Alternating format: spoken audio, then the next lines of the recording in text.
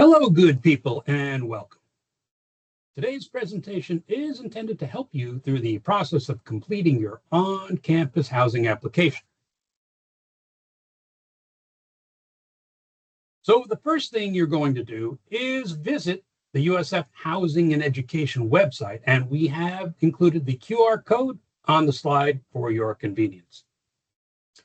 Then just click on the Housing Portal link. To enter that portal, you will need to log in with your USF NetID and password. And just be sure to apply for the housing at the campus where your classes will be located. Just remember, USF has multiple campuses and they are located quite far apart.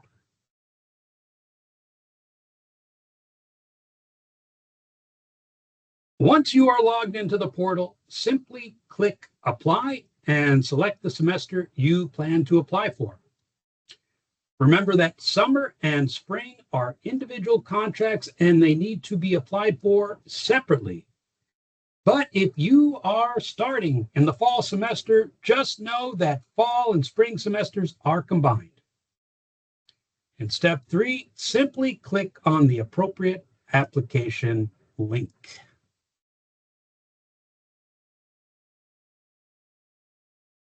Be sure to fill out your biographical and contact information, and remember that every cell with a red star or asterisk is required to be filled out.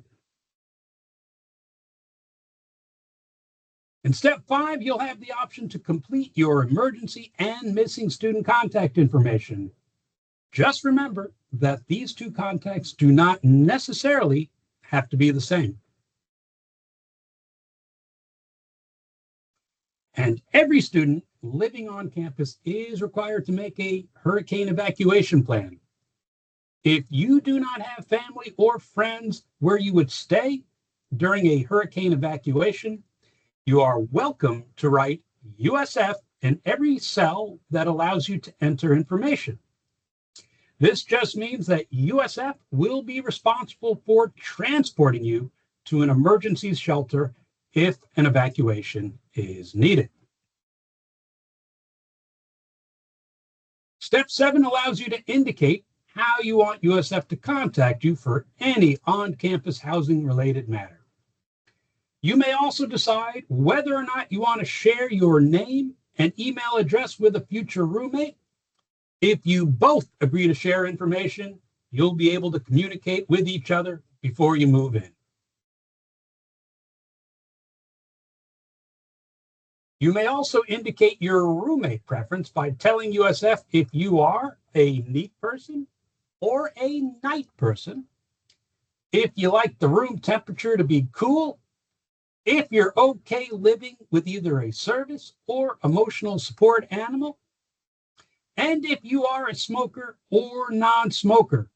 Just remember, whether students smoke or not, smoking anywhere on campus, including or especially the residential halls, is a major policy violation that can result in a student's eviction without a refund for the entire semester.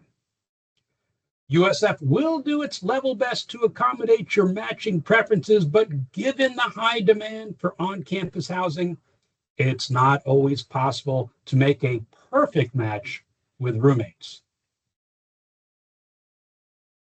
And if you would like to receive information about medical accommodations, just tick that small box that you see in the right-hand corner. To request the actual accommodations, students will need to submit requests to the USF Student Accessibility Services Office, or SAS. FTIC, or first time in college students, are required to choose one of 3 meal plans, and they include the Open Access VIB, the Open Access Meal Plan, and the NE14 Meal Plan. Open Access does tend to be the most popular plan. Just remember, though, NE14 plan does not provide 3 meals a day, and if that's important for you, you probably want to look and choose one of the other two plans. Now, most meal plans will have dining dollars, which are linked to a student's USF ID card. This would be in addition to the buffet-style dining halls linked to meal plans. So dining dollars allow students to visit such on-campus restaurants and coffee shops like Starbucks, Panda Express, and Moe's.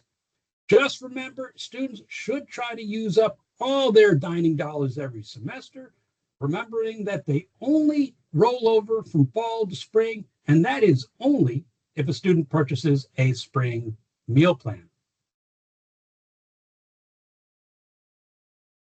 If you have questions for USF Dining Services, please feel free to contact them via the details you see on this slide. And be sure to read each section of your housing lease carefully, making sure you understand and agree to the terms. Once you tick all the boxes and click I agree, you have signed a legal contract. Please do not ever sign multiple leases on and off campus, as you may be required to pay rent at two locations, at two apartments at the same time, and that is going to be very expensive. At the end, you'll have the opportunity to review and save your information either via email or a download link.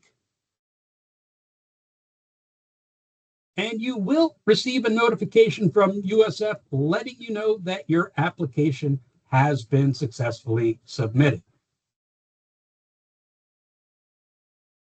Now, for your application to be absolutely complete, just remember you got to pay the $50 application fee. And undergraduates, you need to register and pay for USF orientation.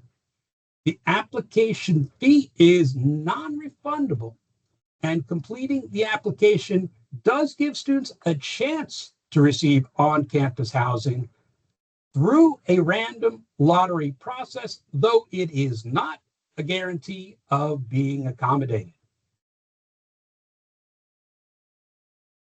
So we hope this video was helpful to you. We thank you for taking the time to watch our presentation, and we look forward to seeing you real soon. Saying bye for now.